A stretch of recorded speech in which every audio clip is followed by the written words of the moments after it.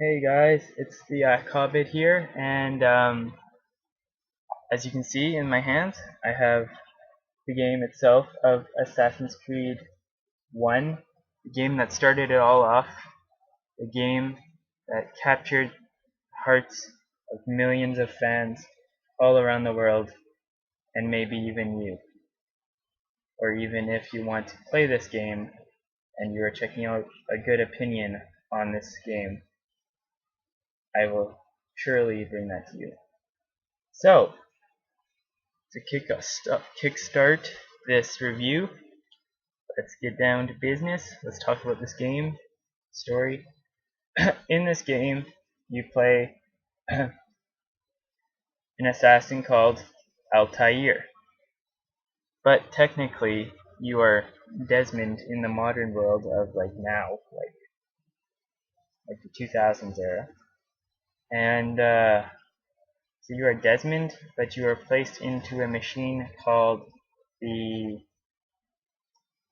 Animus, and that brings you back in time into your ancestors, and basically your ancestor is this this guy here called Altair, and well, he is an assassin, and he hunts down people obviously and kills them. That's the whole general idea of this lovely game.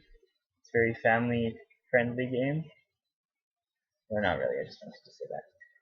But anyways, so you will be hunting historical figures in this game and basically killing them. And well, that will bring the story along, kind of, in your ancestors' world. And you will have a separate storyline outside of it, even though it's not the biggest story on Desmond in this game. Like, it's not really set for him, it's more about Altair in this one. But it does flow kind of good all around. And the voice acting is really, really good, even though, like, the lips of the characters and stuff in the game kind of don't sync with the talking, but that can be left out. That's just a minor thing, whatever. It doesn't really bring harshness to the game at all. Like, it doesn't really affect it that much. But just a minor note on that. What's there?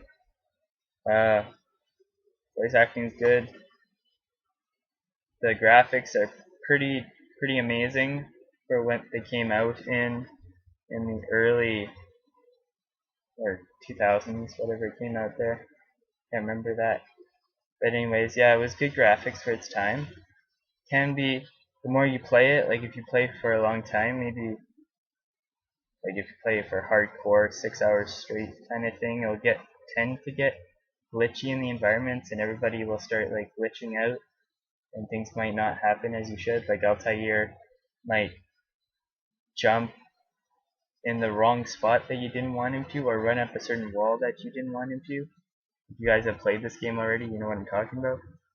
And so yeah, you'll like press the button and then you'll sprint, but then you try turning, but he won't turn, and then he'll run up a wall, and then you get all these bunch of guards chasing you at the same time, and then you'll be trapped inside the guards and you'll have to fight them. And that is not fun because the guards aren't always uh, easy, I should say. Like, they're usually kind of challenging some of the time. But if you usually do the counter thing, you can usually beat every single guard. Very simple if you learn that quite quickly, the counter thing. But anyways, yeah, missions are pretty straightforward actually in this game. It's mostly repetitiveness. Yeah, repetitive, really, actually. Like, you'll do the same thing, sit on a bench, listen to people, which isn't actually that fun. You will listen to or follow people and without them noticing you. And finally, doing other stuff that can relate to the certain mission, the different objectives or whatever. But then there's like different missions that are timed missions and stuff like that. Yeah, those are pretty fun. Flags, I haven't gotten all the flags, because the game really kind of lost interest to me after the campaign. I know it had beauty and all that, but it wasn't really worth going back on, kind of thing. And because there was no really anything to go back onto, like it was either you get flags or you find viewpoints, and basically that was it. And well, it's not that much fun. And so yeah, I didn't really stay back on it. So I kind of more play through Assassin's Creed 2 and Brotherhood now. So, but anyways, back to this game. I really liked the fighting though in this game. It's really, really a lot of fun, and I think it's worth playing just for the fighting stuff because it's really epic, and the blood stuff makes it that much better. Sorry to say if that sounds a little brutal, but yeah, I think if blood makes it that much more mature of a game, even mature. Yeah, it is a mature game, so there will be language and stuff like it says on here, blood, strong language, and violence. There is quite a bit of language, but it's mostly in Desmond's world, and the blood is only when you kill people, really.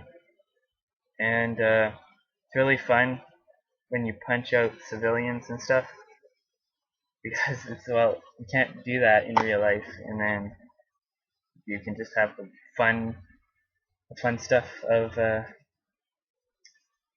being an assassin and being an outlaw almost. And well, that's about that for that part.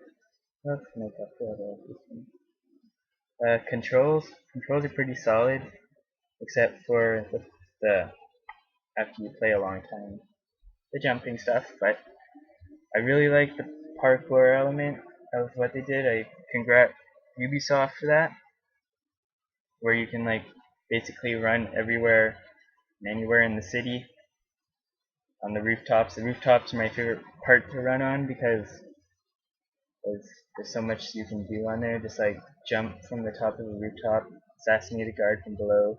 It's your blade, just knife him in the back while you're falling from the air. It's quite fun, and yeah, so I'd recommend it for that too.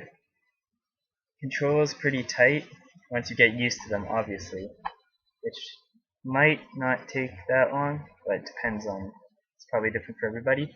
So yeah, and I think that's it for this game. I really think you should check it out. It's worth getting if you want to get if you want to like get to know the series more. If you been wanting to try this out, I really recommend that you try this because it is well loved by so many people, and I truly love this series. Like I really like it, and I really think that it's worth buying if you can find it. It's probably really cheap now, maybe like $10 somewhere if you're really lucky. I found this one for like 15, I think, or 20.